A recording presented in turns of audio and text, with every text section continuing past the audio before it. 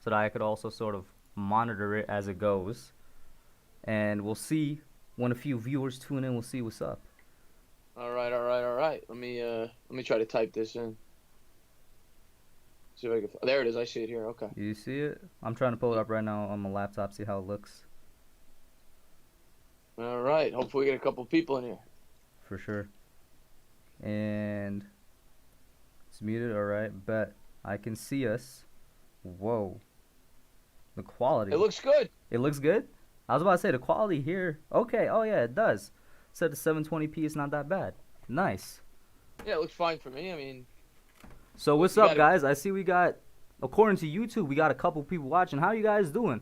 Welcome into the impromptu stream with me and Chris the Entertainer. What's up, Chris Sonor? What's up, Kevin Cronin? Odell Beckham Jr. Can you believe that, man? We got Odell in the chat. we got OBJ in the stream. How you doing, OBJ? How you been? Chris Sonor, of course. Kevin Cronin. What's up, everybody? Thank you guys for popping in. Andy Garcia. How What up? how are you doing in Cleveland, Odell, man? Like, what's happening, bro?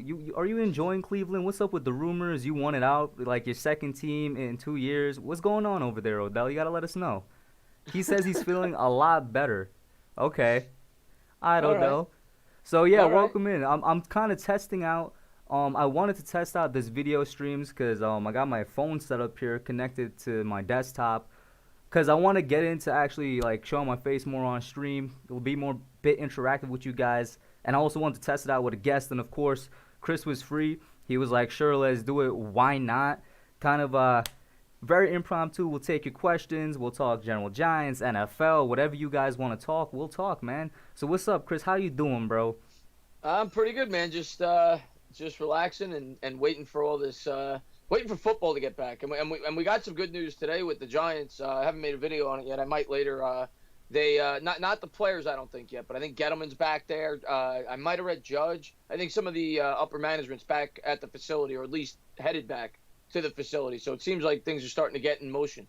Yeah, to be honest with you, since it was announced like last week by I forget the governor's name in New Jersey, but I know the New Jersey governor was like, yeah, we're opening it back up to sports teams that want to get back to their training facilities and whatnot, specifically like, NFL since they're outside. I actually thought the Giants facilities might have opened this week or something. But I don't know, but I guess they're taking it slow, which I can't fault them for, but I thought it would have been open sooner. Yeah, I think I heard 15 to 20 people are back, and basically from what I read, mini camps probably won't happen, but it seems as if training camp is on schedule, which I think from what I read, if I'm not mistaken, was end of July. So seems like that's on schedule. Whether or not that'll be open to the public, that remains to be seen. And the dual practices, they were supposed to have like a split squad, whatever they call it, with the Patriots and another team. That's not going to happen, but that's understandable. Yeah, I remember they had one set up for the Titans, and I saw a quote or something saying that Joe Judge was excited for that because he wanted to get the team rolling, as much as possible with different types of competition. Unfortunately, that's not really going to happen now. And also, you came out with the D. Baker vid today. What's going on with DeAndre Baker? For those that, by the way, I'm sure you guys have already subscribed to him, but check out his new video on DeAndre Baker. Yeah, I appreciate that. I mean, it's nothing like concrete, but basically, DeAndre Baker Patel, I think his name is, the defense attorney, came out and said that he's very confident that Baker's going to be proven innocent. Now, he said that the whole time, but he really came out with a concrete statement and said that he expects this, for the most part, paraphrasing, but he thinks Baker's going to be ruled innocent. He thinks it's going to happen pretty soon. Yeah, I mean, the thing is, right, with Baker, it's at this point it doesn't even matter if he's actually guilty or not. It's just that he's gonna get off as not guilty, is what it seems like. Like there's just such a huge wall of evidence that his lawyer, and I'm guessing his lawyer is well paid, so the lawyer did a really good job in just building a case for Baker that I don't see a way that he comes out as anything but not guilty. Yeah, and to me it seems like even if he is guilty, like you're saying, and we'll never know if he's ruled not guilty or innocent, whether or not he actually did at least some of the things they initially said he did. It seems as if there's just not enough evidence on the other side. Mm-hmm. Like the prosecution doesn't have a leg to stand on. They had 5 witnesses. All those witnesses recanted their statements. Now, which definitely is going to bring, suspicion to some people's minds. Well, did they pay him off? Why would you say one thing and then say another? And there's no video evidence. So if there's no proof and nobody's saying he did it, there's not really much to stand on. So it sounds to me it's inevitable. Eventually, he's going to be acquitted of the charges. Exactly. And we got a couple more people in the chat. We got History Guy. What's up, man? How you doing? Jawad Kwazoom. He says Hub versus Chris on Madden. When are you getting on Madden, Chris? We've been asking for this for a while now. I got to get that situated. People ask me that every day. Hopefully within a week or two, I'll get that situated. The God's honest truth, when I moved out of my old apartment, it's somewhere. I got to find it. I Yeah. don't play PlayStation. I used to play it every now and again, and I went live, but I got to find it. And that's something a lot of people have asked me to do, whether it's playing Madden with subscribers or with YouTubers or doing rebuilds. But that's something I'm definitely going to look into doing. Not consistently, because I still want to be a news channel, but Yeah. I'll definitely do, every now and again. That's something that I'll definitely look into, or maybe I'll just buy an Xbox. A lot of people seem to have Xbox, so I'm gonna look into it. It'll definitely be on the channel at some point, but I can't say for sure when. Yeah, I mean, in terms of console, I'd say go with what you're comfortable with, but I know, like, I have an Xbox. I think Kid Blue and Fisk, I think the three of us were running Xboxes right now just because the controller, well, we all have big hands, so it's a bit more comfortable. The PlayStation controller is, like, itty bitty and small. And, yeah, man, 69, what's up, man? He's in the chat. He says, The Hub and the Entertainah, how you doing? Quick question to you both. Lorenzo Carter, how much does he benefit from Bet Bielema and his Georgia linebackers coach coaching him now compared to last year? Very good question. What do you think about that? That's a great question. Kevin Sure, I think, is the linebackers coach who I think he coached at Tennessee the last couple of years, but he coached Carter at Georgia. And, yeah, obviously he's got familiarity. I read several quotes when he came to Georgia. He thought that Lorenzo Carter was going to be one of the greatest players ever to play there. Mm-hmm. So he obviously has, high expectations for Lorenzo Carter, or at least he did when he got to Georgia. But the thing that I think really fits him more so than even that, and I think Bielema was definitely an accomplished coach. He had great success in college, was the D-line coach for the Patriots, but it's Patrick Graham and the scheme. I think Carter really does fit this scheme. It's why last time I came on here, we talked about it. Lorenzo Carter is one of the players I'm most excited about this year. I really do think they're going to be able to use him in a lot of different ways, and I do think he fits a defense like this. Carter is so interesting to me because I don't know, man. Who do we have right now as a legitimate pass rushing threat on the team, right? Like, obviously we picked up Fackrell to kind of be the golden replacement in my eyes. If the tender, the weird I forgot what the tender is called that we put on Golden if another team picks him up and he's not on the team.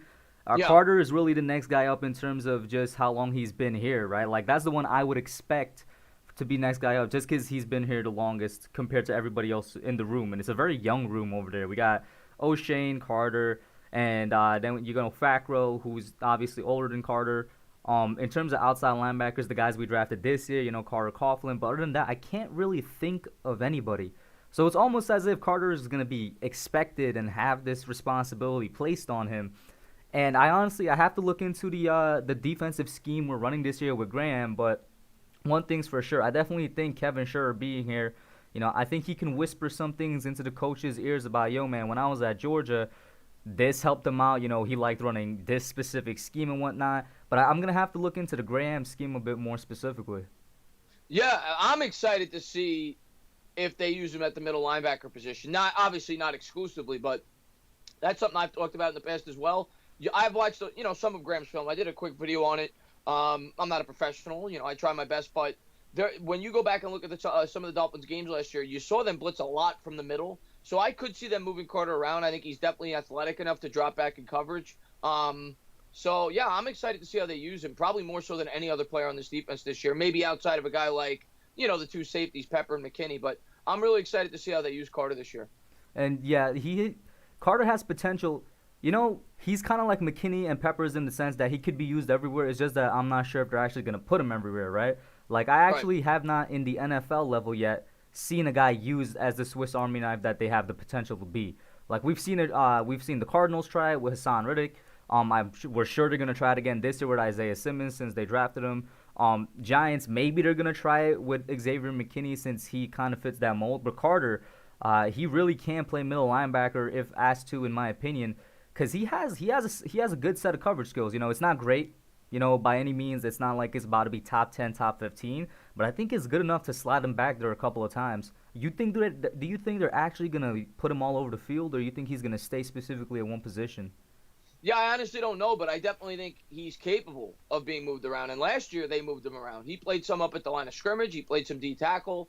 I don't know. I think that's for Judge to evaluate, Graham to evaluate.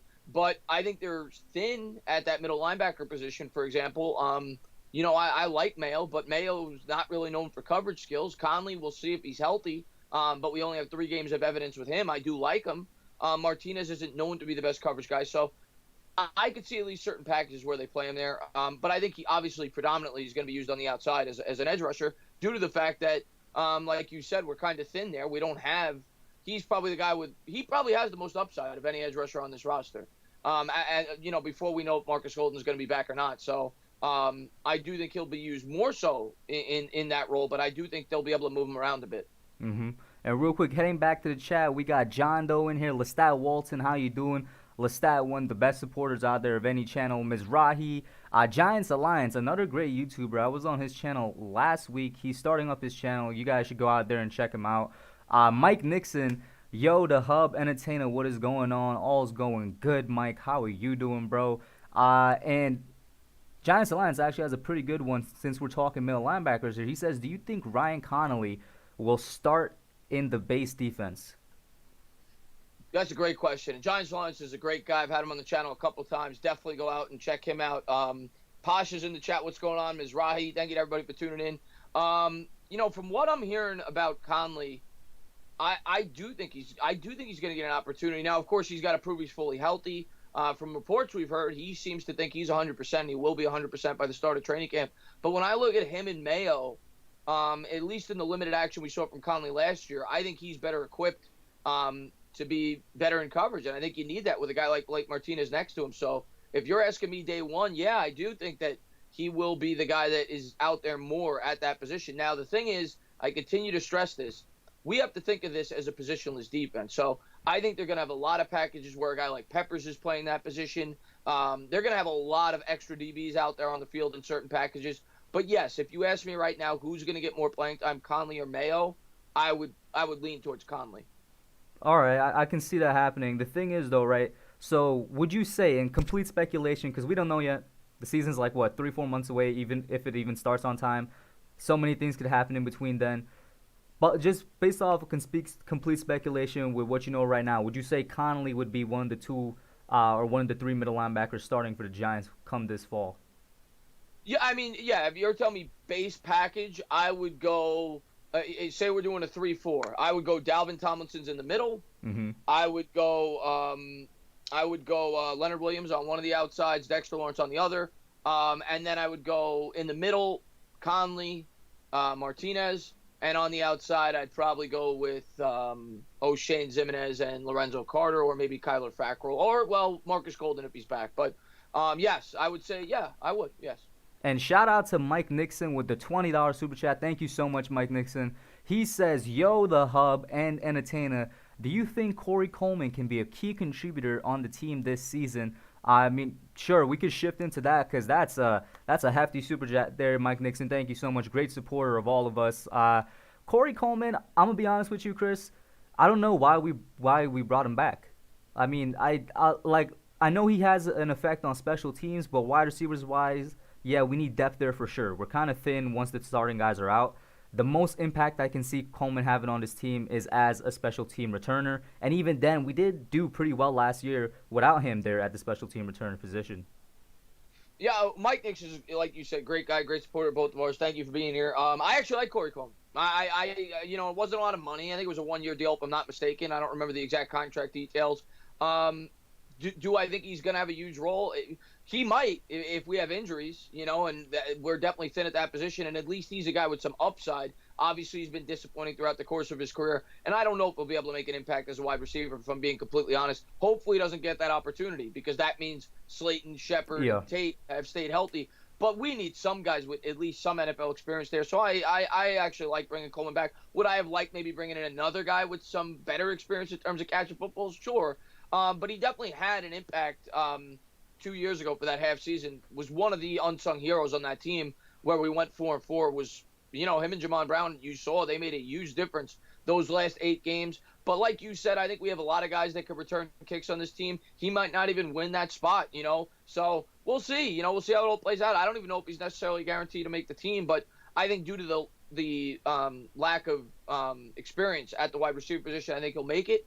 But I don't necessarily think he'll be the kick returner. We'll have to wait and see how that plays out. But yeah, I'm not against it. I think he's a guy that at least brings some speed and can take the top off the defense. And the thing about Coleman also is that even though we desperately need the depth at wide receiver, because like you said, once the 3 starting guys, any one of them kind of go out, we're kind of in a desperate position. Coleman is another injury-prone guy. He has yet to kind of stay fully healthy in the NFL also. I mean, the Giants need to get depth somehow, but healthy depth, you know what I'm saying? Yeah. Well, I get that. That's a good point you bring up. He's coming off an injury, and you want guys that could be reliable behind guys like Sterling Shepard and Evan Ingram.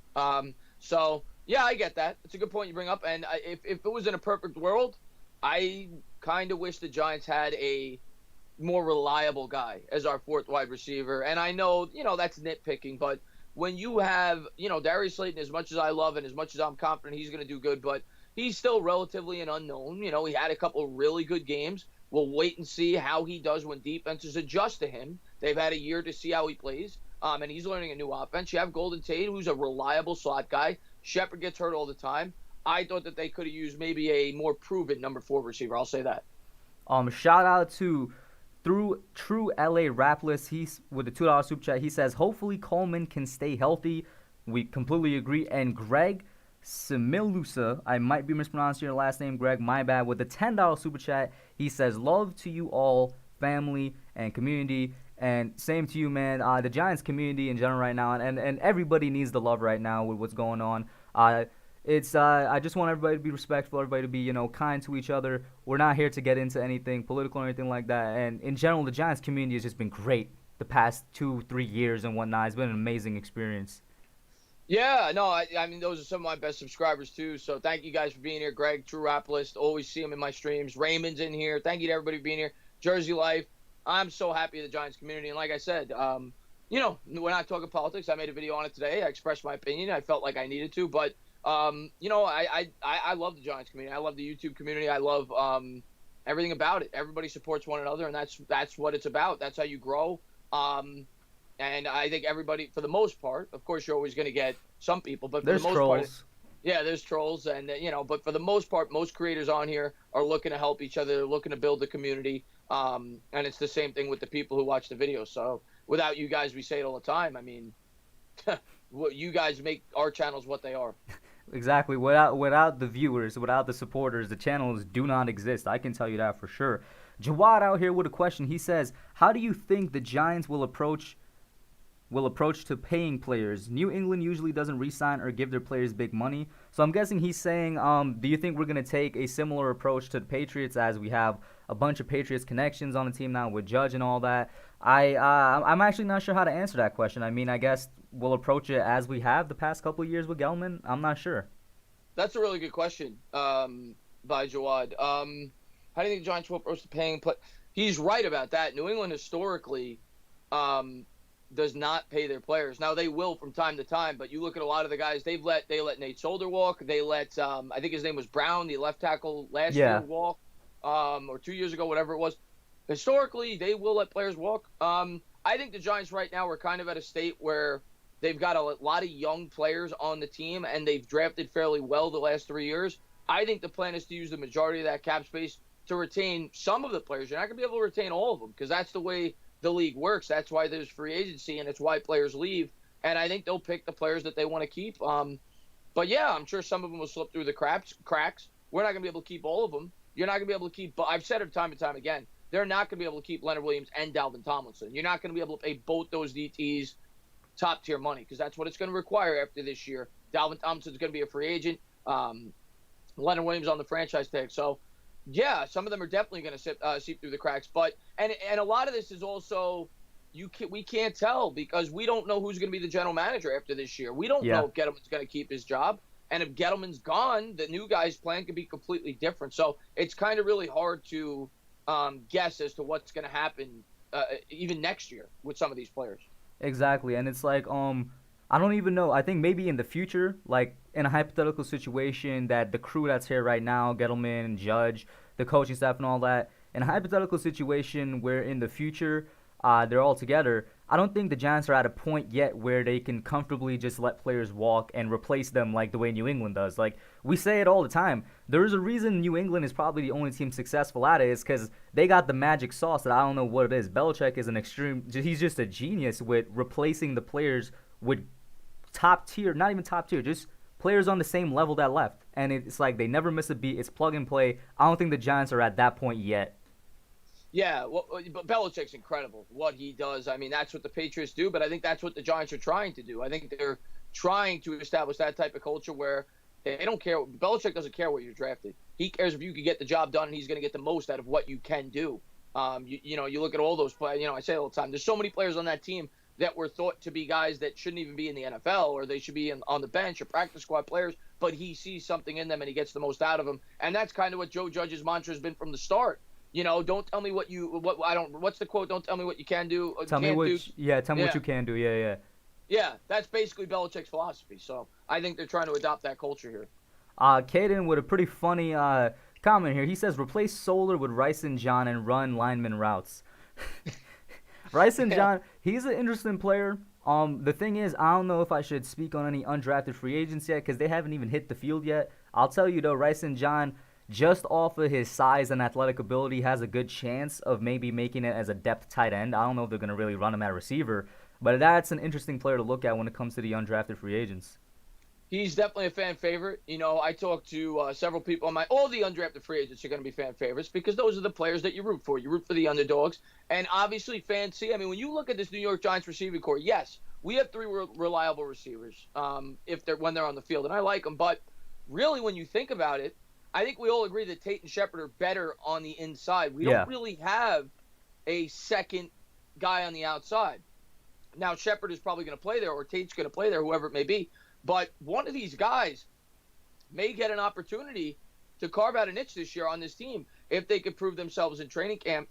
Do I think John will be that guy? Probably not. The guy, he's played in Canada his entire life. Now, maybe he eventually becomes that guy. But going into this year, if you ask me, I think he's a project. I would actually say a guy like Sills may have more of an opportunity, a guy that was on the practice squad last year, to carve out a niche with this year's team. But, yeah, we're all rooting for these guys. Of course, he's attractive because he's 6'7".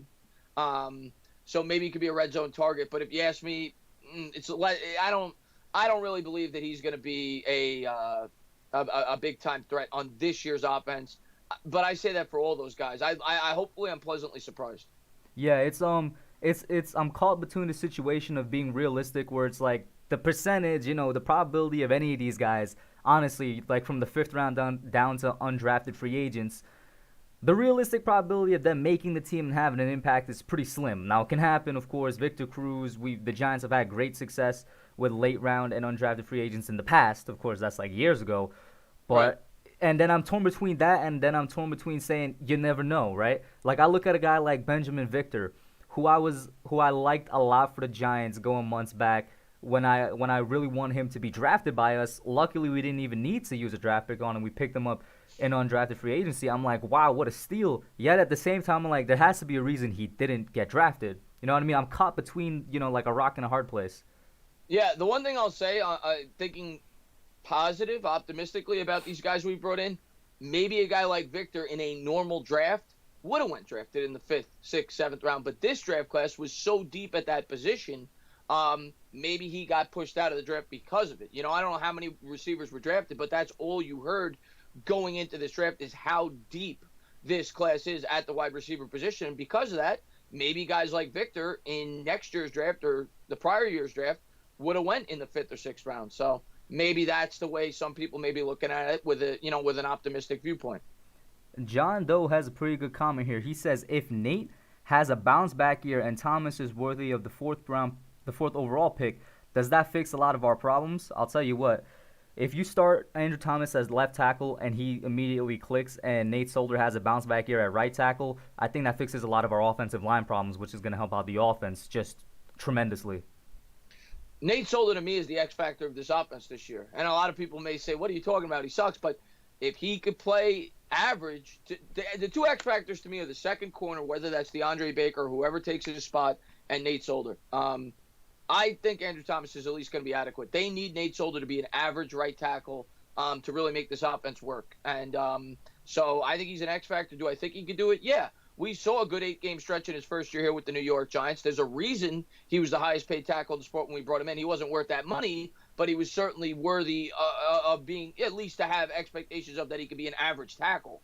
So hopefully that's the case. We brought in Mark Colombo. Obviously, he was dealing with the family problems last year. So maybe he could be that average tackle. And if he is, I've said countless times, if this offensive line as a unit could perform to league average, maybe slightly above league average, I think we could have a top 10 offense. But that's easier said than done. Yeah, for sure. And if the offensive line, let's just say they're at number 15, just average. They're the most average line in the league. That's still leagues better than what we've had in the past 2-3 years. We've had, in 2018, it was 27th or something like that. Last year, it was like 23rd. There's a big difference between ranking in the 20s and ranking in, the top 15 for an offensive line.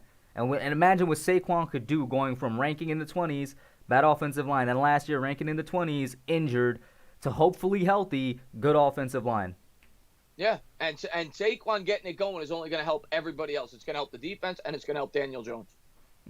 And Jersey Life said, we drafted football players that wanted to be here. We don't have time for nonsense. Smart players that love the game. Not sure if, you're commenting in general there, Jersey Life, or maybe he's hinting a little bit towards DeAndre Baker in terms of the nonsense and smart players. I'll tell you what, though, if you are hinting towards that, I think this is gonna scare Baker straight, whether he did it or not. I think this is gonna have an impact on him, or I would hope it would have an impact on him, mentally. I hope so. I'm kind of my mindset with Baker is I'll believe it when I see it. I'm not saying it can't happen, and I hope that's the case, and I want to be optimistic. But in terms of the players they brought in this year, that was the common theme. All these guys, most of them at least, were thought to be leaders on their football team. They were thought to be highly intelligent and hard workers. So, whether it was Darnay Holmes, whether it was Matt Pert, whether it was Andrew Thomas, you go down the list, Carter Coughlin, they were all thought to be really smart football players and guys that were leaders on their team. So I think the Giants definitely, whether it was the coaching staff or the players, went for guys with very high football IQs. Let's put it that way. Yeah, and Kid Blue actually brought this up to me. Another thing that they went for, another common theme, is that every player they drafted has a lot of potential. Going back to what you said with the Joe Judge quote, don't tell me what you can't do, tell me what you can do. You look at Andrew Thomas, he's a guy that has the potential to be the best left tackle out of this draft. You look at Xavier McKinney, a guy that has the potential to be the best at his position. Matt Pert, even, some people believe he can be the best at a right tackle position. Darnay Holmes, we got people like Deion Sanders saying years from now this guy's probably going to be the best cornerback to come out of the draft. It's a common theme. Shane Lemieux, people are saying he was one of the best guards to come out. They went for players that were really smart but have like high ceilings. Yeah, they went for BPA. They didn't draft for need. The first round, maybe you could argue that because some people say, well, Simmons might have been the BPA, but and some people may definitely say that Andrew Thomas could have been the BPA or insert tackle here. But after that, McKinney was probably if I had to guess, at least half the teams in the league where the Giants got McKinney, he was their best player available. Mm-hmm. You could probably say the same thing about Pert, or at least one of the top 5 or 6 available on almost every team's board at that point in time. Most people had him as an early to mid 3rd round pick. Giants got him at 99, which is essentially the 4th round. It was a comp pick. Then in the 4th round, you get Darnay Holmes, who a lot of people thought was a mid to late 3rd round pick. So the Giants didn't necessarily draft for need. Like you could have argued they should have went center in the 3rd, or they should have went wide receiver, whatever. They went for guys that they think are going to have the highest impact on this roster, not just for this year, but for the next 4 or 5 years. And I like that approach. I think the Giants did a really good job with that.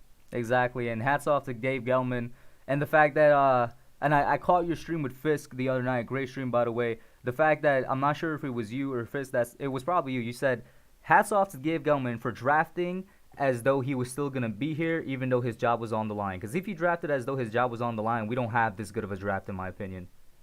Yeah, you got. I know at least half the fan base hates Dave Gettleman, at least, and those people even got to admit, you got to give him credit. He did not go out there and draft to save his job. He drafted to set this franchise up to be successful over the next decade. And that's the proper way to draft, especially when you're going through a rebuild. This is not a team, no matter what you did, if you tried to make an immediate impact this year, was going to win a Super Bowl this year, if we're being completely honest. So I think Gettleman did all the right things. I think next year is when you try to maybe get a little more aggressive in terms of free agency, and maybe drafting more for immediate impact players in the draft. But this year, he did it right. He set them up for the future, and that was the right thing to do. Exactly. And Caden has a pretty interesting comment. He said, I don't think we should start moving a player of his experience to an unnatural position. I mean, look at what happened with Flowers. We kept moving him, and now he's the worst lineman in the league. Well, Eric Flowers is still getting paid $10 million a year, so I don't know if other teams view him as the worst lineman in the league, but I'm guessing he's talking about Solder, moving Solder to right tackle. What do you think about that? I'm one of the guys, I want to get Andrew Thomas in there, and I just want to put him at left tackle immediately. I think that, delaying it 1 year isn't really going to help him. I mean, coming out of the draft, he was the one with the most experience at left tackle anyway. Just put him in there, let him build his relationship and rapport with Will Hernandez early. Just get it going. Yeah, I mean, my thought process there is exactly like yours. I mean, all right, so if your argument is I don't think we should move Nate Solder from left tackle to right because it's a new position, well, then you're doing it for Andrew Thomas. Andrew Thomas played left tackle. You're moving him to right. So you're going to have to move somebody out of what their position was last year. Now, I know Thomas played right tackle 3 years ago and showed that he could play it. But at the end of the day, and one of my subscribers brought this up, I can't remember who it was, Nate Solder is going to be playing next to a better guard on the right side. So that might help him. Zeitler's known to be one of the better guards in football. So not to knock Hernandez, but I think Hernandez is going to be good this year. But, yeah, and it's not just about this year. You're thinking about building chemistry between your future left tackle and your future left guard, and you want to get them experience together as soon as possible. If all goes according to plan, Nate Solder's not going to be a player on the New York Giants after this season. So I think you also got to start thinking about building that chemistry for the 2021 season on the left side. Exactly. We got one person in here, Raymond, saying, don't play Solder at all. Play Fleming at right tackle. This is an idea I've actually seen floating around a little bit, too. People, they either want to just bench Solder or cut him with the whole, I'm not sure if it's still going to be in play where you could spread the cap over 2 years, because I know there was a certain date for you to do that. Yeah. If that's still in play. I've seen that people are just like, they want Solder off, just start Fleming. And Fleming is a capable right tackle. I don't know if he could start full 16 games, but over his career with the Patriots and the Cowboys, they've placed him in there for, a limited amount of time, and he's done well. I've seen this before. What do you think about that? I get it, because he's making a lot of money, and you can spread it out. But at this point, I'm keeping Nate Solder. And I'm hoping it works out. And if it doesn't, I'll bench him after 4 weeks, because I got Cam Fleming behind him. I've got Perk maybe, if I feel like he's ready. But Nate Solder, to me, is still the most experienced guy in this line. So you need that experience. I don't want to be starting a ton of rookies or swing tackles, which is what Cam Fleming is. Solder's been starting day in and day out since he's been in the NFL. He's the most experienced guy. I still think he's got something left in the tank. I'm not saying he's going to be great, but I still think he could be an adequate tackle. And if he's not, well, you bench him. But, I just don't think it's the year to cut him. I think we need some experience on that line. Exactly. And one thing that popped into my mind just now, because I made an NFC East prediction video yesterday and had a kind of like a great debate with Kid Blue last night. What do you think about the Eagles this year? Because the Eagles lost a lot of good players for their team. Not necessarily going to be good on other teams, but for their system, for their defense, their team, Eagles lost a lot of depth. And it's a funny thing to say, but they have potential. They have potential to be one of the worst teams in the league this year. And because you never say that when you talk about potential, you're talking about somebody or a team being good. The Eagles can really probably be like a 5-win team this year because of the amount of players they lost and the fact that they didn't replace them with anybody good. Well, they can't. They have no cap space. Exactly. And next year they got negative $50 million in cap space now. I've seen that. Is that even possible? I've seen that. Negative 51.7 right now in Sport Track, the Philadelphia Eagles in cap space. How in the world do you even clear that up? How? Tell me how. You can't. I'll tell you how. They're gonna backload it again. They're gonna restructure the contracts and backload it again, and they're gonna probably cut Alshon Jeffrey. It'll save him $8 million. They'll probably cut Deshaun Jackson. It'll save him $5 million. But they don't have any room on their salary to bring in new players. And if they don't draft well, they're gonna have problems because they're not gonna have depth, like you said. And this year, that backloading of the contract started to cost them their depth. Like you said, they lost a lot of guys that were depth pieces. And for a team that's as injury-riddled as the Philadelphia Eagles, that's not good. Exactly. Now, if the Eagles stay healthy, they're just as talented, probably in terms of the starting 22, as any team in this division. Them or the Cowboys for this year.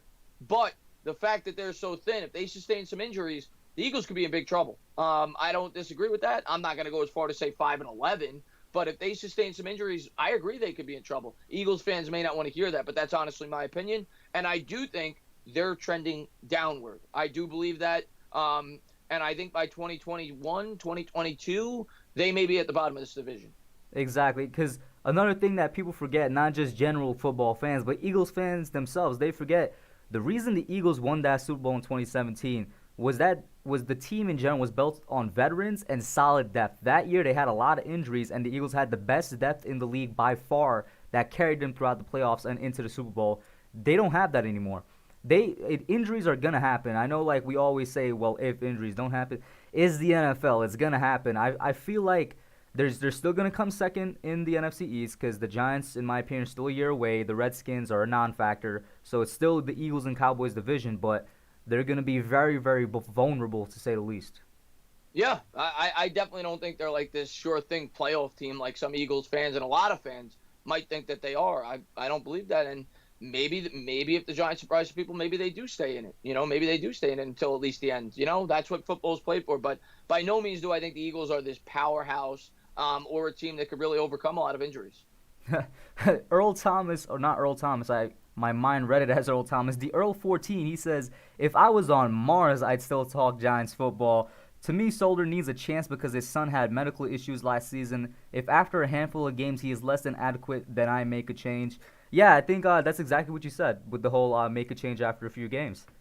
Yeah, and for the first time in forever, the Giants finally have some depth at that position, something they haven't had really in probably over 10 years. So that's a good thing going in. You start Solder, and right now you have a quick trigger finger. Like if he's doing what he did last year for the first 3-4 games, you make that change. You give Kev Fleming a shot. So I agree with keeping him, give him that chance, but you got a quick trigger finger. And shout out to Joseph Clark, another one of the great subscribers out here with a $2 super chat. He says, keep that Giants talk going, boys. Appreciate that, Joe, man. Another great subscriber. And Sajid with a $2 super chat. He said, versus the Eagles, 4-16 in 2010s, 20-0 in the 2020s. Heart eye emoji. Listen, if we go 20-0 in the 2020s against the Eagles, man, if we just sweep the Eagles this year, I'm busting out a bottle of champagne. That's my Super Bowl for this year. If we could sweep the Eagles. I don't even need to sweep. Just give me a win. Beat just the one Eagles. win? I forgot what it's like to beat that team. So, yeah, I mean, obviously a sweep, I'm going bananas, but just beat them once. I'm not going to get greedy. Beat them once. Man, I'm telling you, this is the year. This is our best chance to beat the Eagles at least once this year because of Saquon Barkley. Because Saquon almost ran us to a couple of victories when Shermer was coaching. It's just that Shermer forgot he existed in the second half and stopped running the ball for some reason. That was like at the height of Shermer's incompetence. I think that with this offensive line, let's say it clicks, and it doesn't even need to be this offensive line, because going back to those games, if we run Saquon into the ground and the Eagles have not addressed their starting linebacker position, which is another thing we could get into, the fact that in their offseason, at least through the draft, which is where they had a chance to improve their team, one of their main needs was starting middle linebacker. They did not address it. Saquon, just run him into the ground, and we're going to get one win against the Eagles this year. I sure hope so, man. And I definitely think it's possible. I mean, I'd say you can make an argument the Giants should have won 3 out of the last 4 games they played against the Eagles. So, I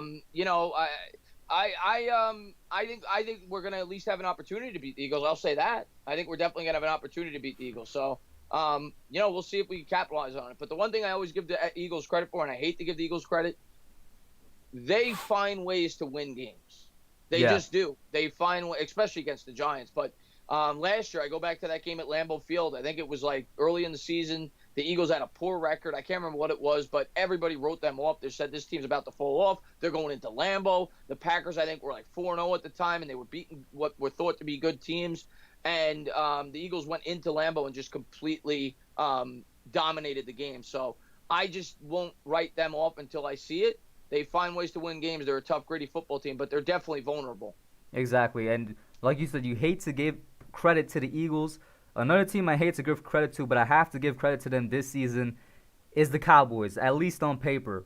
The Cowboys this year, going into the league this year, I think can be one of the best teams in the league. On paper, they have an amazing team. Keyword here being on paper.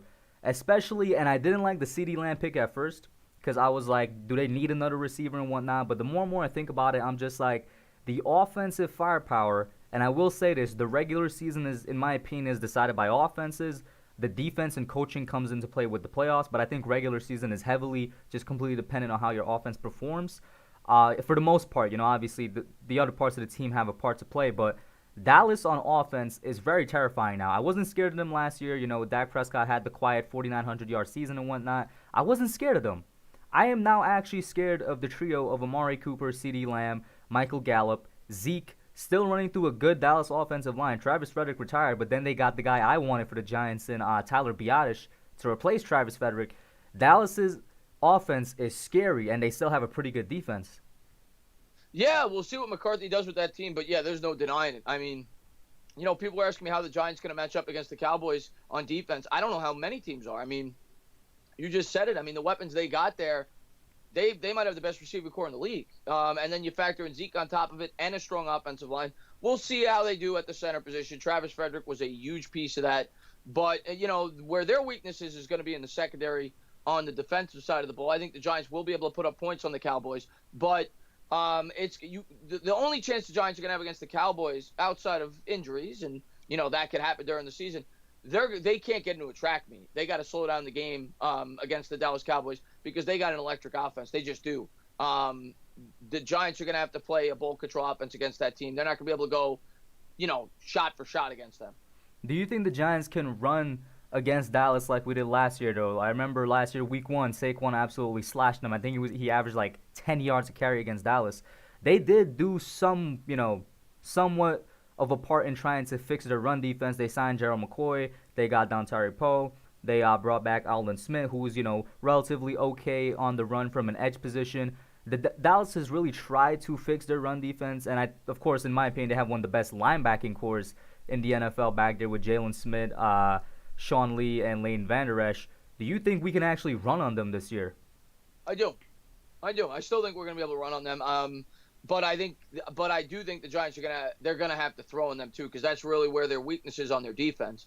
That's definitely, in my opinion, that's their weakest unit on their football team. So the Giants are definitely gonna have to pick on that secondary. But yeah, I think Saquon will be able to run the ball on them. I'm not saying he's gonna go for 150 yards, but I think he'll be able to run the football on them.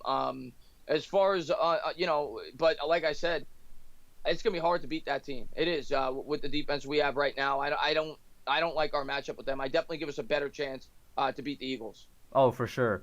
And what up to Wolves? He's tuning in. How you doing, my guy? Raymond says, yeah, but the first 4 games we play T.J. Watt, Khalil Mack, Nick Bosa, Aaron Donald.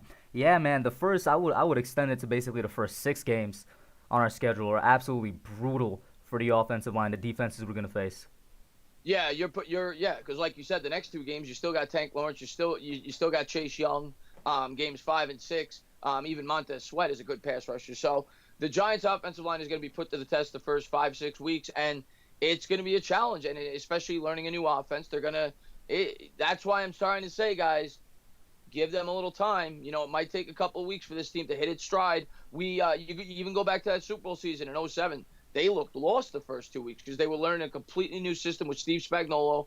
Not that I'm saying we're a Super Bowl team, we're not, but I don't think we're going to see a finished product, at least for the first couple of weeks with this team this year, because you're learning completely new systems in a shortened offseason, going against really good defenses out of the gate. So we'll see how it plays out. But, I think we could struggle early on. I'll say that.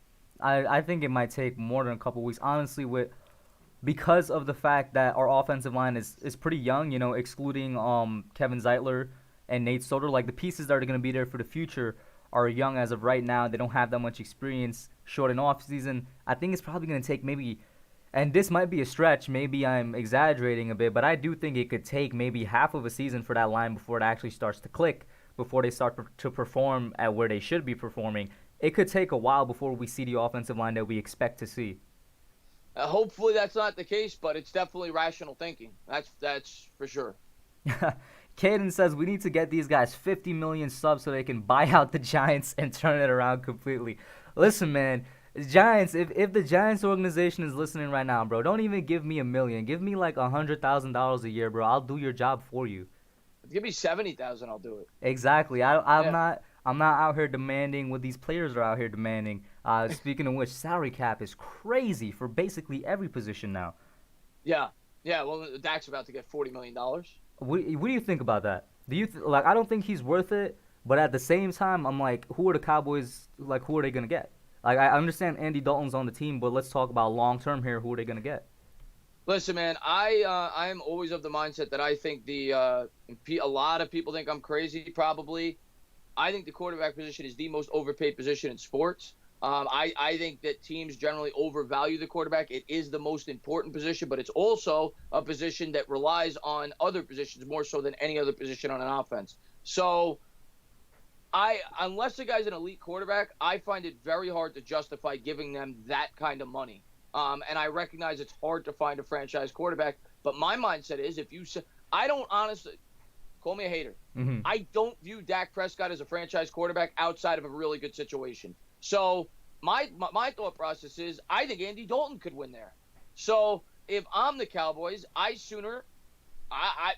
be reluctant to give him $40 million a year. I'll tell you that right now. I think what Jerry Jones is doing, I can't really get on him for it.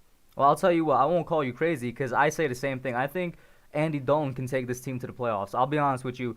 It would take a very bad quarterback not to take this team to the playoffs in the division that they're playing right now, a weak NFC East, and and the team they got on paper. I mean, Dak had a great team last year and they went 8-8. Of course, you could attribute it to coaching and other stuff like that, but that team should have been better than an 8-8 team, and they have an even better one this year. Andy Dalton really can. I agree with you. It's not even an exaggeration. He's done it with Cincinnati teams of the same caliber and even of less caliber before. Yeah, and it's why Dak to me doesn't have a leg to stand on.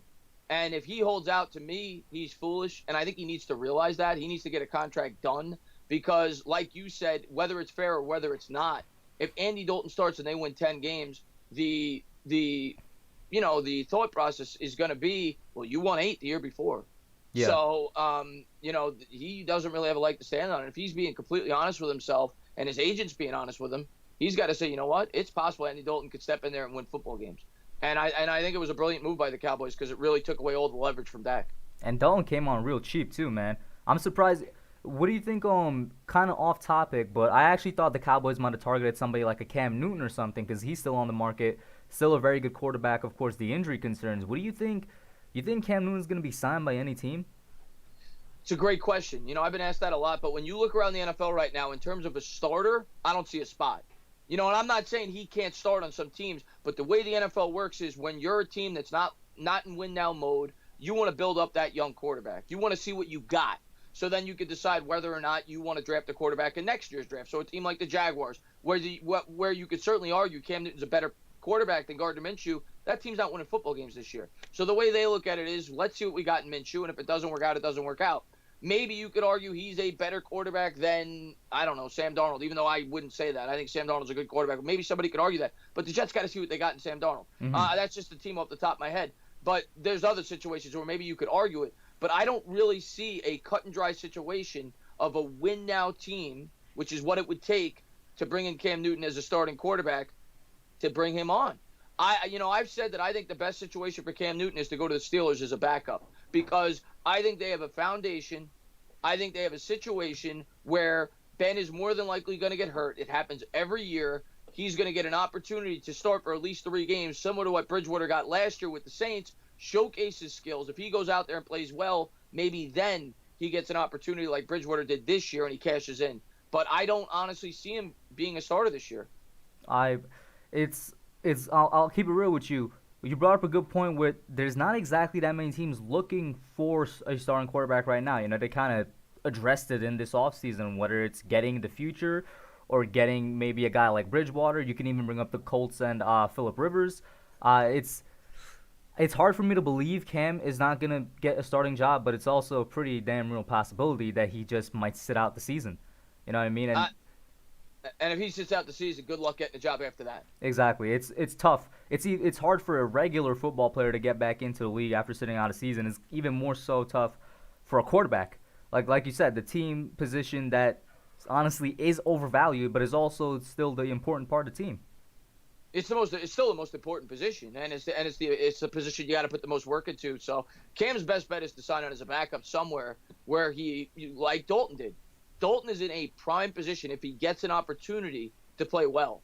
And then he'd probably get an opportunity to sign a lucrative contract somewhere else. And I think Newton needs to really try to align himself in a situation like that. Mm-hmm. And shout out to Big Blue Jabroni in the chat, another guy with a good Giants channel. I'm going to have him on the channel tomorrow. We went through some technical difficulties yesterday. He said, hey, what's up, guys? I have power again. Yeah, apparently power went out in New Jersey. Oh, all right, all right. What's up, Big Blue Jabroni, man? Thanks for popping in the stream. Hopefully everybody's staying safe out there. Yeah, it hasn't gone out where I am. Apparently it was raining so hard and so bad. The weather was just so terrible that power went out. Caden says McKinney, because when looking at linemen, it's more of an eye test, but when looking at skill positions, you can actually see stats. I think it's an eye test for all positions. It varies by certain players, but I think you have to give them the quote-unquote eye test with all positions. For example, like last year with the quarterback, I was a big Dwayne Haskins fan going up until probably a month before the draft, where I actually started looking at tape, and I actually started looking at how this guy was playing, and it's just something I noticed. I was like, actually, I'm not so sure if I like him that much anymore. Yeah, I think when you look exclusively at stats, you don't get a good picture, especially at the quarterback position, because a lot of, quarterbacks, like I said, they rely on the team around them. So you look at a guy like Dak Prescott, if you just look at the box score, most people would tell you, if you knew nothing about these players, most people would tell you he's a top 3 quarterback in the league. The guy threw for 5,000 yards last year, whatever it was. But you can't just look at statistics. You have to also take into account the situations that these players play in. That's just my opinion. And yeah, I don't think that you could just judge a player based off of statistics. Exactly. And Kevin Cronin, I hope you guys are staying safe, man. He said we had a huge storm that tore our flagpole and a window. Today, a tree fell in our yard and did a lot of damage. Jesus, it's actually pretty good. I'm in NYC right here. If you're in Jersey, we're not that far apart, man. I hope you guys are staying safe. The weather is crazy. Yeah, it was raining here for a bit, but nothing like that. Exactly. That's like super wind and super rain or something like that. Jawad says stats are for losers, said by Bill Belichick. If Belichick actually said that, that's hilarious. Yeah, it sounds like something that Belichick would say. He doesn't really care about stats. Exactly. Sticking within the NFC East, though, so a quick recap. Would you say the Cowboys would probably be the team in the first place and the Eagles in the second place this year? Yeah, I mean, yes. I had the Cowboys ranked higher in my power rankings preseason than probably most people do. But the Cowboys, to me, who knows? You don't know. They got a new. The one thing I've said that I think the Eagles definitely have an advantage on over anybody in the division is familiarity. Mm-hmm. All these teams outside of them have a new coach, and it's a shortened offseason. So maybe that benefits the Eagles early in the season. That's possible. But yes, I think the Cowboys, due to the lack of depth with the Eagles and the injury history, I would give the Cowboys a slight edge in the division. Exactly. What's going on, Jesse Bryan? I see you with all the emojis. He says, what's going on, Tana and the Hub? We're followed by a bunch of emojis and a mic. What's going on? So let's get to the Redskins, right? I'm very guilty. I'm one of the Giants fans where I'm just like, I don't think about the Redskins because I'm like, they're a non-factor and all that. But when you look at their roster, this is a team 2 years ago when Alex Smith started, almost took them to the playoffs. And it's not exactly like they've changed that much since then. They have, in my opinion, one of the best defensive lines in the league now, built basically the same way the 49ers built their defensive line, completely through the draft, full of first-round picks. Chase Young, Deron Payne, you can go on, Montez Sweat. They have a bunch of guys there that could start. Defensive line is extremely tough. I think their secondary is a little weak, but at the same time a little underrated, if that makes sense. Really, I think if the Redskins have a good quarterback, which they don't have right now, they can make some noise. What do you think about the Redskins? I think the Redskins defense is actually pretty decent, and it has the like you said, people forget they were 6-2 before Alex Smith went down. And if Dwayne Haskins takes a jump this year, which I personally don't think he will, and that's not even a knock on Haskins, I hate his talent around him. I do not like that. To me, they didn't improve that offensive line, and the wide receivers around him outside of Terry McLaurin. Where's his reliable weapon? Now, some Redskins will be optimistic and they'll tell you, well, they drafted this guy. This guy's going to be great. Gandy Golden. They got Gandy Golden, yeah. But who knows what he is? The guy played at Liberty. You don't know. Anybody could say Gandy Golden's going to be great, but you don't know until you see him out on the football field. So I'll believe it when I see it, So he was a fourth-round pick for a reason. He didn't go in the first round. He didn't go in the second round, or maybe he was a third-round pick. I don't remember. But we'll see. But, yeah, I think McLaurin's definitely proven. But outside of that, He doesn't have a lot of weapons, and I don't love his offensive line. So it's going to come down to Haskins. If Haskins is a good quarterback this year, maybe they're a lot better than people think. But I don't think he's going to be this year. I don't like his support system, but I do like their defense. I do think their defense is definitely trending upward, and so are the Redskins. I think the Redskins are trending upward. Hmm. I like Ron Rivera. I think Ron Rivera is the coach I wanted initially. I think he's a really good head coach, and I think he'll do a good job there. But I still think they're at least a year away from being like a real contender in the East. Exactly. And the thing is, with Haskins, I'm on the same board with you. I don't believe in him. I don't think he's going to take that step forward that the team needs him to take. And part of that is because of the talent around him. Another part is because I don't think he has a good quarterback coach. I don't think there's any coach over there on the offensive side that could actually help him develop. People, excuse me, people would bring up Rivera and Cam Newton, but Cam Newton came into league as by far the best quarterback coming out of that draft, the number one pick for a reason, and he was way more NFL ready than Dwayne Haskins was. I don't think there's a coach over there that could help him develop. Well, yeah, Cam Newton was, you think of the most talked about quarterbacks in the last decade coming out of college. He's in the top three. I mean, Andrew Luck, Sam Darnold's up there. But yeah, Cam Newton was known as a prodigy coming out of college. So yeah, to me, that's not really a good comparison. Haskins, the only reason, let's be fair, the only reason Haskins was even a first round pick was because, and he knew this, and it was smart in terms of financials. The only reason he was a first round pick is because of how thin the quarterback class was when he came out. He looked ahead and said, even if I duplicate what I did this year at Ohio State, I'm looking at Tua, Burrow. I'm looking at all these guys. Herbert at the time was thought to be a high-end prospect. He would have been probably the number one pick in the 2018 draft had he come out. So Haskins came out in a thin quarterback draft class, and that's why he was picked where he was. Him and Newton are not even on the same, not even on the same playing field. Not saying that he can't turn into a very good quarterback, but coming into the pros, they're not even close. Exactly. How much more time you got for me, Tana? We go for another 10 minutes if you want, 15 minutes. All right, bet 10, 15 more minutes. I can do that for sure. So G says, Hub, the Redskins defense was 31st against the run. Chase Young ain't turning that around by himself. AT is going to eat him alive. That's another thing. Even though the Redskins defense on paper was pretty good, they suffer from injuries, kind of like how the Eagles suffer from a lot of injuries. The reason that the Redskins defense hasn't done what they did in 2018 is they just keep getting injured and injured. Yeah, and that's a huge part of the game, like we were talking about with the Eagles. Absolutely. I also I can't remember the guy's name. They picked up that slot corner. What's his name? Slot corner? I did. Yeah, in What? free agency, they picked up a slot corner that I liked. I can't remember who it was. I can't think of it right now. Fuller. Kendall Fuller? Kendall Yeah, Fuller. they picked up Fuller. I thought that was a good pickup for them. He started with them. Exactly. And Yeah. this is a question, another thing I've seen floating around, right? Terry McLaurin comparing him to Darius Slayton.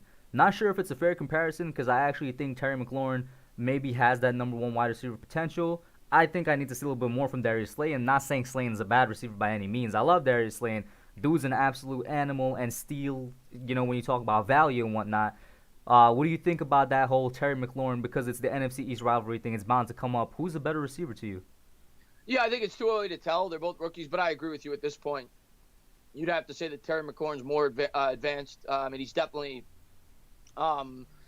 If you ask me right now who's going to be the better receiver and you got to pick one, I'm going with Terry McLaurin. Terry McLaurin was a more developed receiver coming in, and he's a more developed receiver right now, in my opinion. Darius Slayton's definitely a home run threat, definitely a guy that I like, definitely a guy that I thought was more of a well-rounded receiver than anybody thought, and a guy that has a very high ceiling. But right now, yeah, I'd have to go with Terry McLaurin as the safer pick. Mm-hmm. Raymond says, how much do you guys research the 2021 prospects? Sorry, I really like draft analysis. No need to apologize. As for me, I don't start looking at the draft prospects until the end of the regular season, bro. I'm going to keep it real with you. Yeah, I mean, I've done limited research. I have not looked that much into it. This year, I know I'm going to make it a focal point to really pay attention to college football from day one, if they have it, and really do my homework. And I'll definitely probably do weekly updates from time, maybe not at the beginning of the season, but maybe by week 4 or 5, start to do weekly updates on potential prospects for the Giants and talk about how they're doing at the collegiate level. I'll definitely add that to the channel this year earlier than last season, unless the Giants are 4 or 5-0, and then obviously my attention is solely focused on the New York Giants. But I'm definitely going to make it more of a more of a focal point this year to pay attention more to the college game earlier in the season. That's pretty interesting. Are you going to be looking at any specific conferences? Like, are you focusing just on the SEC and Big Ten, or like, how are you going to handle that? That's going to be a lot. Well, yeah, I'm going to look at specific prospects that I think that we could be drafting, right? Whether it's an offensive, the top offensive tackle prospects, even though I don't think that's where we'll be headed. The wide receiver prospects, of course, keep track of how they're doing, what opponents they're going up against, things like that. Middle linebacker prospects, I think that's where we're leaning. I think it's either going to be an edge rusher, a wide receiver, or a linebacker in the first round.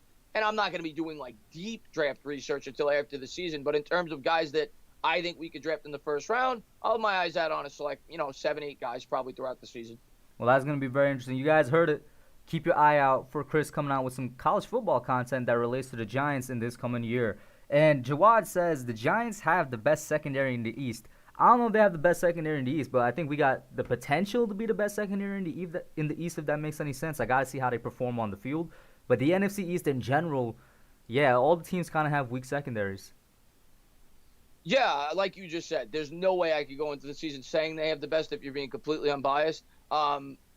Peppers has not played more. What, he played 11 games with us last year. McKinney's a rookie. We don't know what we have. Bradbury's never played with the Giants. And Baker, if he's even on the team, which we don't know yet, had a roller coaster of a season, to put it mildly. So do I think we have the ability? Sure. Bradbury's a former second-round pick, a guy who probably was worthy of a first-round selection based on what we've seen throughout his career. DeAndre Baker's a former first-round pick. Pepper's a former first-round pick. McKinney had a first-round grade. So they clearly have guys who, when they were coming into the NFL, were thought to be very talented players. Baker was the first corner drafted in his draft class. McKinney, the first safety drafted in his draft class. I don't remember what Peppers was, but all these guys were thought to be the best, some of them at least, thought to be the best prospects at their position in their draft class. So with proper coaching, if they mature properly, they have the ability and potential to be the best secondary in the division. But I'm going to go into it saying I think we could be good, and I think definitely by 2021 we may be the best in the division. But I got to see it to believe it. Yeah. And in terms of best, if we're talking secondary, I will say this, though. Might be a little my Giants bias showing here. My homer wearing this vintage Giants jersey from. Yo, by the way, I wish they brought back the red jerseys. I know people don't like the red jerseys. I'm not a big red jersey. You're not a big red jersey guy? I like the red jersey. I don't know why. I think it looks good. Some people do. I think people kind of split on it. Some people love the red jerseys and some people don't. I love the color rush jersey. Mm-hmm. That's my favorite jersey. Exactly. So yeah, what I was gonna say is in terms of best cornerback, do you think that could be DeAndre Baker? Oh, my bad. DeAndre Baker popped into my mind. I meant James Bradbury for the NFC East. You think he could be the best cornerback in the NFC East? I think he's going to be one of them. I would say he's better than anybody on the Cowboys. He's definitely in the top 2. I would, him or Slay probably. He could definitely be the best corner, but I'd probably lean Slay is the best, but he definitely could be the best. Okay, Darius Slay, and we all know Eagles fans, you guys are going 19-0. Let's keep it real. Darius Slay is going to be the number 1 cornerback in the league this year. Guy's going to bounce back from not being an elite corner for about 3-4 years now. You can make an argument he was never an elite corner, but Darius Slay for sure, 19-0 Eagles. You know how it goes, Chris. You know how it goes. I think it's one or the other, but I think they're pretty close. Bradbury and Slay is the guy that I would rank as the top corner right now in the division. Mm-hmm.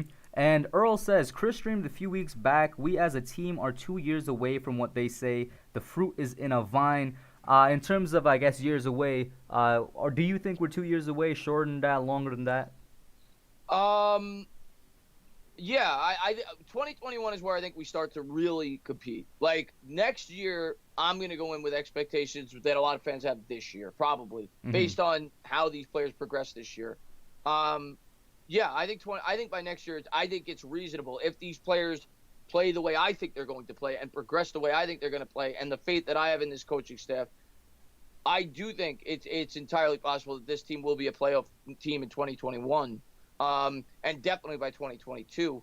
This year, I think we need a lot of things to break right, and whenever you need that, usually more often than not, it doesn't happen. Yeah. But I won't rule it out. It's football. Maybe everything does break right, but 2021, I think, is the first year where we don't need everything to break right to compete. I'm kind of on the same page, a little bit more Giants bias, I guess you could say, a little bit more of a homer. I think we start competing next year. I really think the team is a year away because I feel like our offense, it's right there. Yeah, you could argue we need that next outside receiving threat. I think our wide receiving core is good enough if healthy, so of course depth is what we got to look at. But I think really the only thing this team needs is defense, and we can make it to the playoffs, which is why I say next year we start. I say we're going into next year, right? Hypothetical situation, say we go around 6-10, that range. I think that's actually a good sign, of improvement, of saying, all right, you guys are heading in the right direction. And I think next year I would expect playoffs, but that's just me. No, I would too. My expectations is going to be playoffs, or at least competing until the very end for the playoffs next year. I think they're definitely not going to be a team that people laugh about in 2021. And I'll tell you what, if we had a more favorable schedule this year, I might be going in saying 8-8 is reasonable expectations. But people look at the schedule and they say we have the fourth easiest schedule based on last year's standings. But when you look at the over-unders, one of my subscribers showed me this chart, which is a better method to go by, because the over-unders are predicting what these teams are going to do this year. Yeah. And that's set by Vegas. If you go by that, the Giants have the second hardest schedule in the NFL. The teams on their schedule by Vegas' standards, the lines that they set, have a predicted 540 winning percentage, which is the second hardest schedule in the league. So based off of that, it's hard for me to tell people, yeah, it's only a 2-game jump, but I could argue if last year's team was playing this schedule, they might win a game or two. You look at the teams we beat last year. We beat the Dolphins. We beat the Redskins twice. And we beat the Bucs, which we shouldn't have even won. I think they missed 3 field goals in that game. So we could win 1 or 2 more games this year, and it's a huge jump over last year's team. Exactly. And my laptop just died, guys. That's what I've been keeping track of the chat with. Laptop just went out. Probably a sign that we're gonna end it out soon anyway, probably in a couple minutes or so. But I cannot see the chat now. So Chris, actually, can you keep an eye on the chat for me if anything comes through? Yeah, we're gonna end this in a couple minutes anyway. But thank you to everybody for being here. We really appreciate it. I'll try to answer John D's question. He says, "Who has a better year, Thomas or McKinney?" That's a really tough question to answer because they play on completely opposite ends of the field. Yeah. I think most fans are probably going to think McKinney just because he's the type of player that you're going to see an impact with. Thomas is kind of just a guy that blocks. Who do I think is more important? I think it's Andrew Thomas. I think an offensive lineman, especially a left tackle, is always going to be more important than a versatile safety on a football team. I think Thomas, I'll put it this way, I think Thomas has more of an impact on whether or not this team wins football games this year. I think the offensive line is by far the most important unit on this year's team if we're going to win more football games than people expect. Sorry there, my mic. I switched my mic off for a second, and it goes back to what you said in terms of who's going to have a better rookie year. It's 2 completely different positions. Thomas, like we said earlier in the stream, it might take a while before that offensive line starts to click. So who knows how his rookie year goes. And McKinney, going back to another thing we said earlier, how are we going to use Xavier McKinney? Are we going to use him as a free safety, strictly as a guy that could drop back in coverage, which I'm not sure about because he's not that great in coverage. He's good enough, but in terms of, putting him on an island, forcing him to take care of that by himself, I don't know. If I had to pick one, I'll go Thomas just because I feel like he's going to be playing alongside a good guard, whether it's going to be on the right or the left, and that's going to help him out. He's going to have a really good, proven offensive line coach in Mark Colombo, veterans around him like Nate Solder and Fleming that could help him. I think the situation would be better for Thomas to have a better rookie year. Yeah, I certainly hope so. Let's put it that way. But I think both of them are going to have good rookie years. I think McKinney's going to do a good job in this defense too. I think he fits it beautifully. And I'm looking forward to both of them. I'm really looking forward to seeing how all these rookies play. I'm looking forward to seeing how Darnay Holmes plays as well. I think those 3 guys will all have an impact on this year's football team. Exactly. And you know what, guys, I think I'm going to end it there. You might have seen it coming through. The work day is over, families coming in and out. But it was a really nice stream, guys. Thank you all for tuning in. Thank you, Chris, for coming through. Very impromptu. I was just hitting him up on Twitter. I was bored. I was like, let's do a stream. He was completely down. Thank you so much for everybody that tuned in, that commented, that viewed, that super chat. It means a lot. Thank you. Yeah, no, thank you for having me on. And thank you to all you guys who always tune in, whether it's my stream or whether it's somebody else's, that just show the Giants so much love and respect on the YouTube community, man. We're just here to talk Giants football. We love our team, and we love that you guys love our team. So thank you guys for everything that you do for us. Yeah, obviously stay safe out there. And if your power did get knocked out in Jersey, hopefully you get it back up soon. Exactly. I've seen a post saying they're not getting their power back until 6, which is like a 4-hour delay. But yeah, exactly what Chris said. I hope you guys stay safe, physically, mentally, all that. I hope you guys stay healthy, and we're